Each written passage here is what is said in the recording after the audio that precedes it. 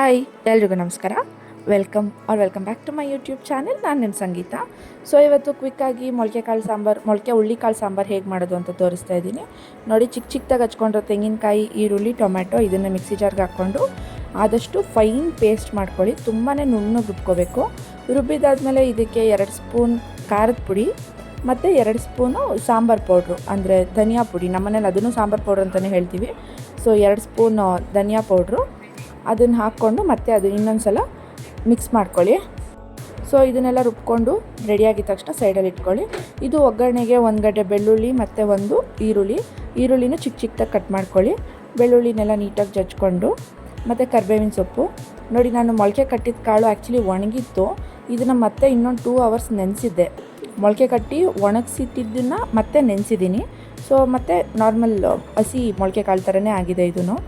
Cooker ಇಟ್ಬಿಟ್ಟು ಕುಕ್ಕರ್ಗೆ ಒಂದು 100 ml ಅಷ್ಟು ಆಯಿಲ್ ಹಾಕ್ಕೊಂಡು ಅದು ಕಾಯ್ದಿದ ತಕ್ಷಣ ಅದಕ್ಕೆ ಚಚ್ಚಿಟ್ಕೊಂಡಿರೋ ಬೆಳ್ಳುಳ್ಳಿ ಮತ್ತು ಕರಿಬೇವಿನ ಸೊಪ್ಪು ಹಾಕಿ ಕ್ಲೀನಾಗಿ ಫ್ರೈ ಮಾಡ್ಕೋಬೇಕು.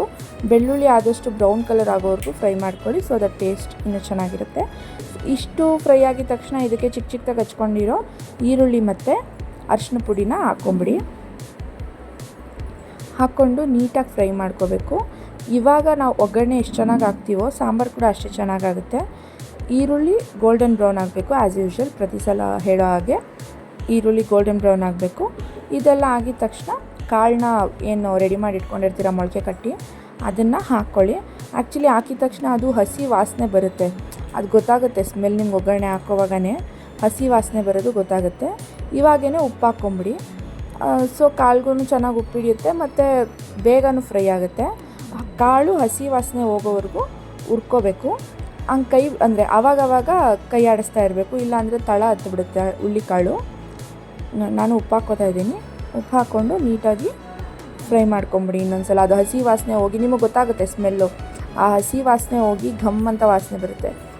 ಅಲ್ಲಿವರೆಗೂ ಫ್ರೈ ಮಾಡ್ಕೋಬೇಕು. ಆವಾಗವಾಗ ಕೈ ಆಡಿಸ್ತಾ ಇರಬೇಕು. ಸೊ ನಿಮ್ಗೆ ಒನ್ಸ್ ಅದು ಹಸಿ ವಾಸನೆ ಹೋಗಿದೆ ಅಂತ ಗೊತ್ತಾದ ಮೇಲೆ ಏನು ರುಬ್ಬಿಟ್ಕೊಂಡಿರ್ತೀರಲ್ಲ ಪೇಸ್ಟು, ಅದು ಹಾಕ್ಕೊಂಡು ಅದಕ್ಕೆ ನಿಮ್ಮ ಕನ್ಸಿಸ್ಟೆನ್ಸಿ ಗಟ್ಟಿಗೆ ಬೇಕಾ ಅಥವಾ ಸ್ವಲ್ಪ ತೆಳ್ಳಗೆ ಬೇಕಾ ನೋಡಿಕೊಂಡು, ನಾನಿಲ್ಲಿ ಮಿಕ್ಸಿ ಖಾರ ಏನು ರುಬ್ಬಿದ್ದೆ ಮಿಕ್ಸಿ ಜಾರ್ ಏನಿತ್ತು ಅದೇ ಜಾರಲ್ಲಿ 2 ಜಾರ್ ನೀರು ಹಾಕ್ಕೋತಾ ಇದ್ದೀನಿ. ಬಿಕಾಸ್ ನಮ್ಮನೇಲಿ ಸಾಂಬಾರು ಗಟ್ಟಿಗಿದ್ರೇ ಇಷ್ಟ ಆಗೋದು. ಸಾಂಬಾರು ಸ್ವಲ್ಪ ನೀರಂಗಿದ್ರೆ ಇಷ್ಟ ಆಗೋಲ್ಲ. ಸೊ ಹಾಗಾಗಿ ನಾನು ನೀರು ಕಮ್ಮಿ ಆ್ಯಡ್ ಮಾಡ್ಕೋತಾ ಇದ್ದೀನಿ. ನೀರು ನಿಮ್ಮ ಕನ್ಸಿಸ್ಟೆನ್ಸಿ ನೋಡಿಕೊಂಡು ನೀರು ಆ್ಯಡ್ ಮಾಡಿಕೊಂಡು ಉಪ್ಪು ಅಡ್ಜಸ್ಟ್ ಮಾಡಿಕೊಂಡು ಕುಕ್ಕರ್ ಮುಚ್ಚಿಬಿಟ್ಟು 4 ವಿಷಲ್ ಕೂಗಿಸ್ಕೋಬೇಕು. ಬಿಕಾಸ್ ಹುಳ್ಳಿಕಾಳಲ್ವಾ, ಸೊ ಬೇಯೋದು ಲೇಟ್ ಆಗುತ್ತೆ ಅಂತ ಹೇಳಿಬಿಟ್ಟು. ನೀವೊಂದ್ಸಲ ಟ್ರೈ ಮಾಡಿ ನೋಡಿ ಸಾಂಬಾರು ಹೇಗೆ ಬಂದಿತ್ತು ಅಂತ ನನಗೆ ಕಮೆಂಟ್ ಮಾಡಿ. So thank you for watching and keep supporting.